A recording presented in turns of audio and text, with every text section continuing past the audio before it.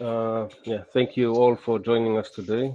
I hope you can see the slides. I'm not really sure what I see and what I can't see, so but I think it's okay. Yeah, we can see. Okay, so yes, you just mentioned we are Sofico, developers of an ERP system for the fleet management, leasing, mobility markets. Myself, I've been working for Sofico for over 17 years, all around the world, basically. And Taro Yamazaki has been with Sofico for the last for over 5 years, both as a business consultant and as marketing manager. We both are located in Sofico Services Japan. And yeah, we are happy to be here to present a little bit about Sofico and about fleet management efficiencies in Japan. I'll do a bit of an introduction about Sofico, and Taro will continue after me. So let's get going. So Sofico set up with a mission to be the world's leading provider of software solutions for the automotive and finance, leasing, fleet, mobility management. We've been around for over 30 years, since 1988. Started in Belgium, but headed to APAC, Australia, already in the mid-90s. And we are now the market leaders in Australia.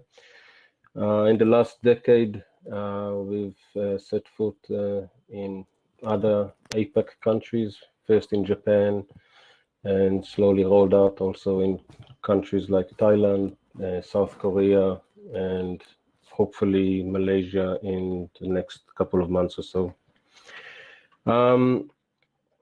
In order to be more aligned with our product management and understanding the different markets that we operate in, we maintain offices in several locations to be close to the markets and customers. We have over 8 offices around the world, and with over 380 employees worldwide. 2 of these offices, as mentioned, are in APAC. The main one is in Australia and another one in Japan. They are fully stacked with everyone from developers, consultants, project managers, and so forth. Some of our customers are here today or yesterday and today, so you recognize some of these logos. A lot of these ones are APAC customers, so I don't think I have to read them all out.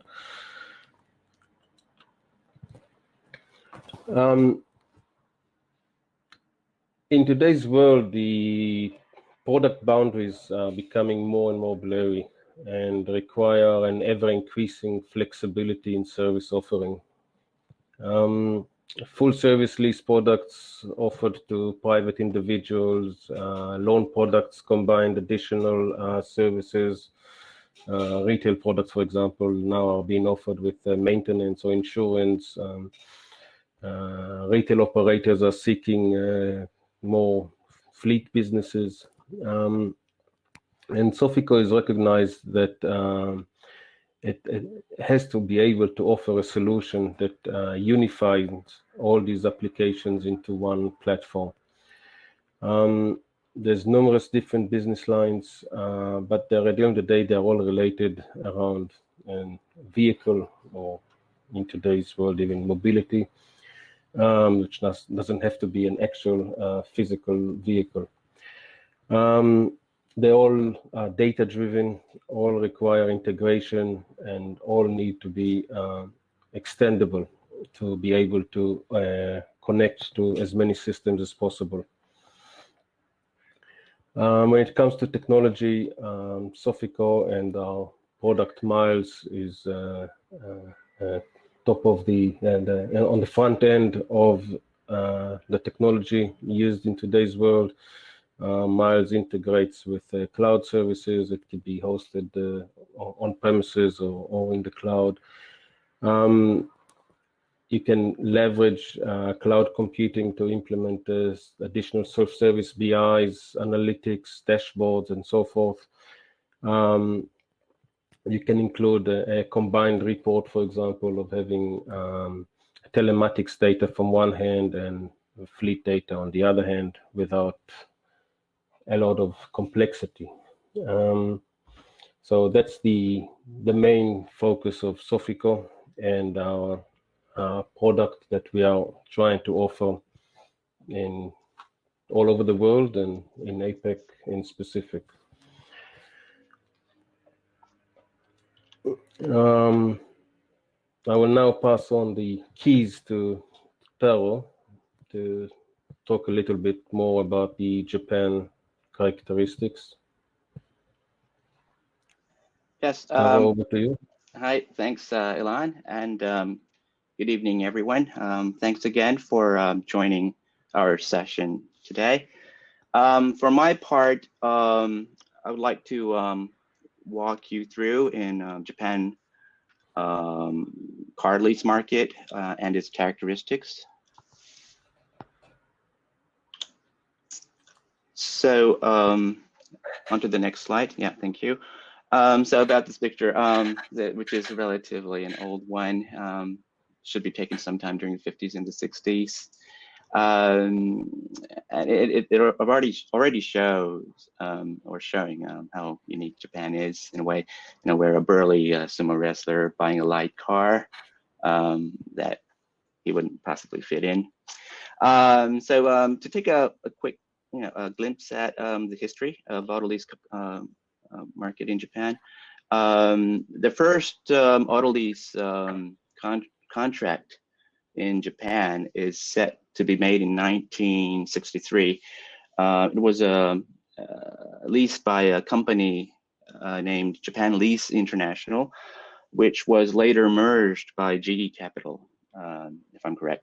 Many auto leasing companies, including RX, the largest player in the market today, and also the honorable sponsor of this Global Fleet Summit, were established between 1965 and 1970, those 5 years.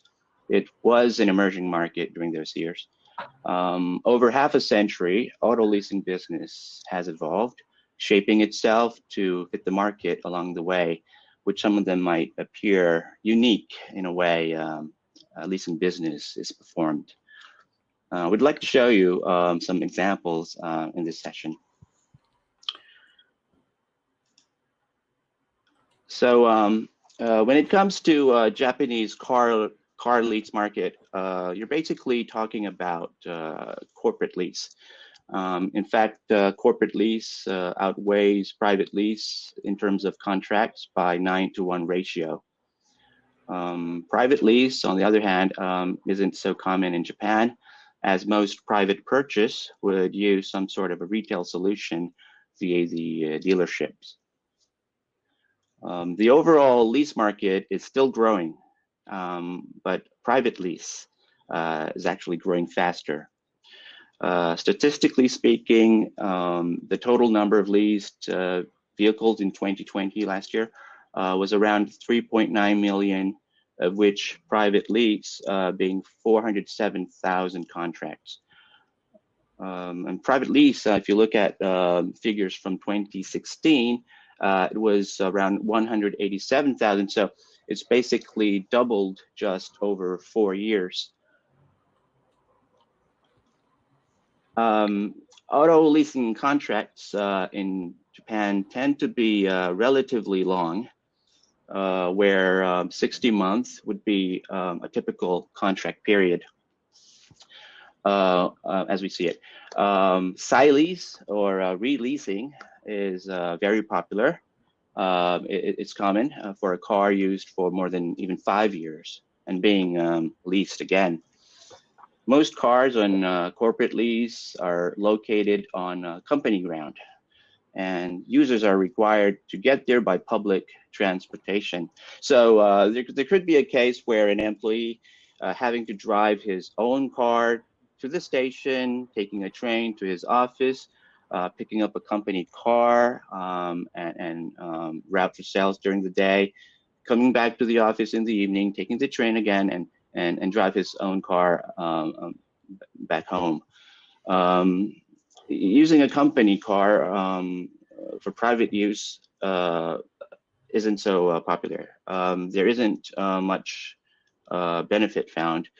Driving a car would require you, because driving a car would require you obtain a parking certificate and some additional insurance.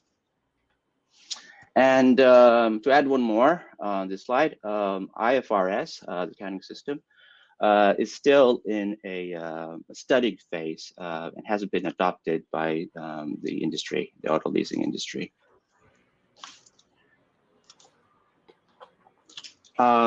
So from here, just like the sumo wrestler in the picture having two cars in front of him in contrast, I would like to talk about some challenges as well as changes that the market is facing today.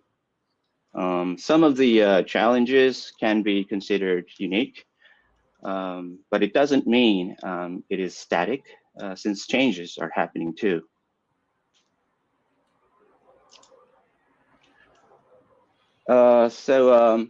Japan market is challenging in a way that it has complex regulations over vehicle ownership. There are many rules to begin with, such as Road Traffic Act, Road Transport Vehicle Act, Parking and Garage Act, just to name a few. Road Transport Vehicle Act stipulates a type of technical inspection known as shaken, which is spelled as shaken, but not the past participle of shaken English, which is mandatory to take every 2 or 3 years. Parking Act requires users to secure a parking space for his vehicle, so that a local authority would issue a certificate as an evidence, which would then be needed in purchasing a car. Environmental regulations, that's also strictly in place, which many impose a penalty if breached. So all these regulations are happened, however, to change quite frequently, and it's not easy to keep up with them all the time.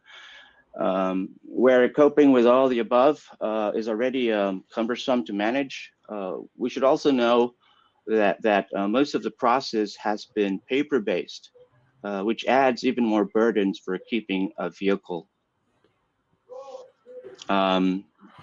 Yeah, so these factors are external constraints. There's nothing much we can do about. So that's why ordinary users would be required to fully understand all these regulations that are prone to change over time, which is why there is a constant demand for outsourcing fleet management to a third party. For corporates that can enjoy tax benefits for choosing long-term leasing would be motivated to find suppliers specialized in fleet management for this reason. Next, let's have a look at the challenges from IT or ICT perspective. Generally, IT infrastructure in auto leasing industry is, you can say it's pretty much outmoded. Many of them have been running for the systems running for more than 20 years and are becoming a huge liability for them. The core systems are in many cases divided by either each business line or department, and the systems, they don't speak with each other. It lacks data integration. Using old systems make it vulnerable to cyber attacks, and that's also been a growing issue. Yeah, and we see all this as industry's internal challenges.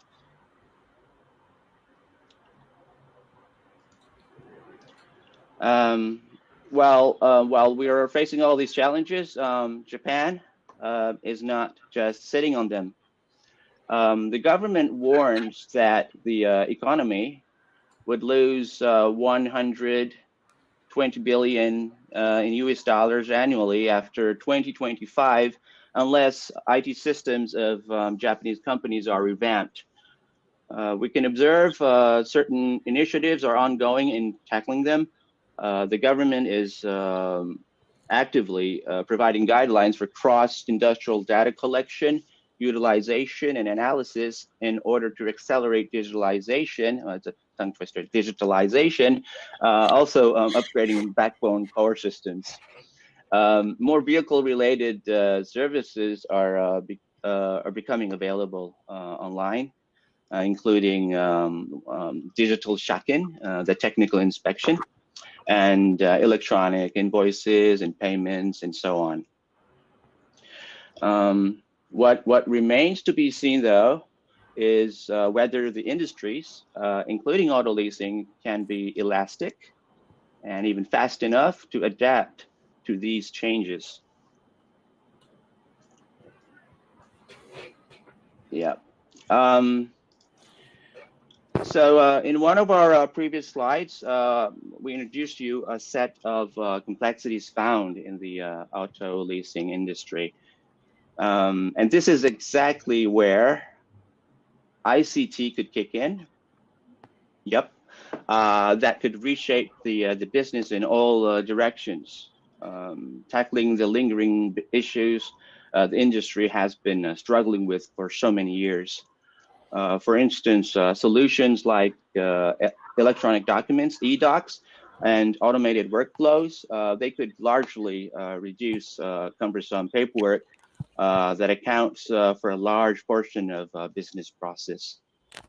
People therefore can be freed of time-consuming tasks and be able to spend their valuable time and resources to something more productive, like engaging more with your customers or finding a new service opportunity in the market. Or with a more configurable and a flexible system, you would be able to swiftly adapt to regulation changes and offer new products and services.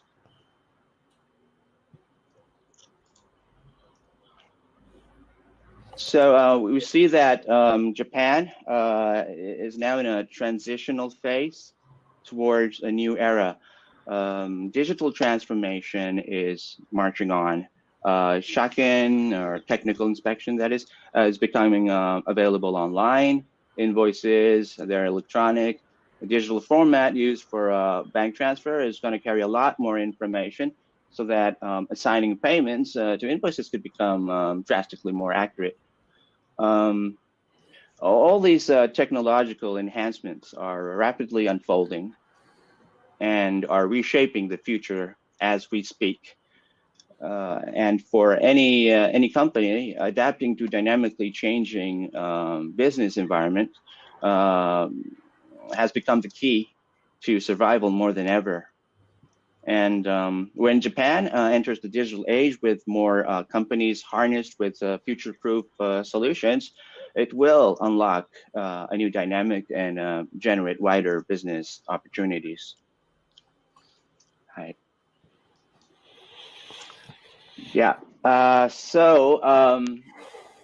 the country rushes into the digital age and auto leasing companies empowered by new ICT, we see that this is going to make it a promising market in the coming years. And by the way, as we've been showing a lot of pictures of sumo wrestlers, I just want to add that actually the sumo wrestlers, although there are many of them are car aficionados, but the Japan Sumo Association prohibits driving any cars until retirement, just for trivia. Which is pretty sad. Hi, and on to the next slide, which will be the last point for today. You can see there are, even on the slide, there's a growing number of companies thriving for new business. They're collaborating to develop new businesses, and especially in the mobility space. Excuse me. There are things like smart parking, AI-driven vehicle dispatch service, car sharing, ride sharing, in almost every corner of car or transportation industry.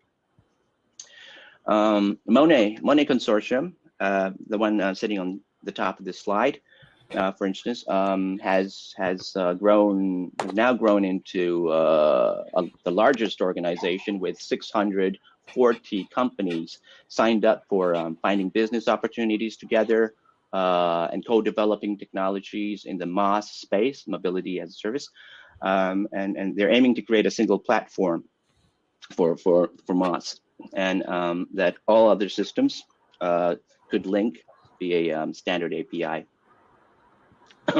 Excuse me.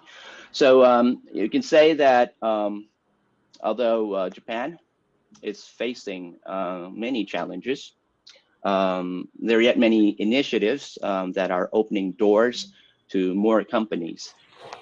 Japan has great opportunities lying ahead of it, and we're very excited to take part in shaping the future together. And so that would be our presentation for today. I hope it wasn't too long. That's perfect. And hi, ご清聴ありがとうございました。Thank you. Thank you so much. Thank you for listening. Yeah, thank you so much, Taro. Thank you so much, Ilan. We had a couple of questions coming in from the audience, and I would like to share some of them with you. One question comes from a fleet manager who is going to tender for a leasing company in Japan.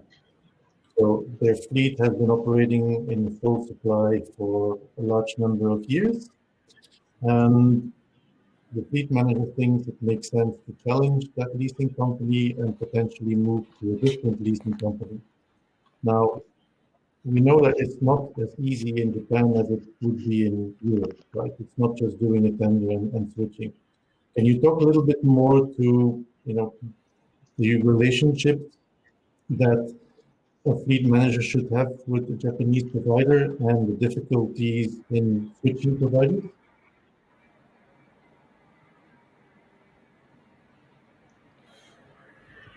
You want to answer that, Taro? Also, yeah, I'll pass it over to you. okay. Yeah, it was kind of hard to figure out the audio wasn't. Sorry. Well, I mean, there's a lot of differences at the end of the day between managing a fleet in Europe or even other APAC countries and Japan, and the way the leasing companies manage their relationship with the fleet managers here. I think things that are more common in Europe, like tendering, for example, and having multiple leasing companies, as far as I'm aware of, are not as common here. I mean, there's a much more long-term relationship here, which lasts for many years, and they strive on that, and things don't change as rapidly when it comes to customer leasing company relationship. On the other hand, I'm sure that a lot of multinational companies do have some sort of more global contracts and global requirements, and in those cases, I'm sure that they do have some sort of many more requirements on that, and you see the alliances and stuff which are also getting stronger in Japan as well. Right. Another question, Ilan and Taro, is about mobility. So mobility is typically developed as a consumer product, not just in Europe but across the world. Do you see for Japan, mobility also becoming a corporate product? I see. We see that a lot of initiatives are also happening, not in the only in the consumer space, but also working together with the local government. The public transportation are also trying to find ways to enter the mass market, and even with one of the consortiums we're already participating now, they're also well. It has both sides. One related to the service itself, and also from the technological side, they're teaming up with certain companies. And regarding whether there is a market that's going to be available for corporate in terms of mass, we already see several initiatives ongoing. So yeah, I could definitely say yes for that. Okay. And do you see a trend in mobility or a car becoming also a benefit for employees, or are we still focusing on the tool of trade side of things? You mean to say the company employees having to use the company cars? Yeah, it's actually we're already seeing a slight change in that also, where for instance, there's a company called Sumitomo, the Sumitomo Group, or Sumitomo Mitsui Auto Service, SMAS. They've recently released a new product that allows company employees driving company cars for private uses, and with a specific insurance attached to the package. And in order to increase the the usage rate, it pretty much makes sense even for Japan. It could become a new trend. We're not sure yet. It's just still new, but I think even the companies they're starting to eye on new business opportunities in that direction as well. Well, thank you so much, Ilan, and thank you so much, Taro, for this really good presentation and for taking the time to answer questions, and obviously for being the sponsor of this event.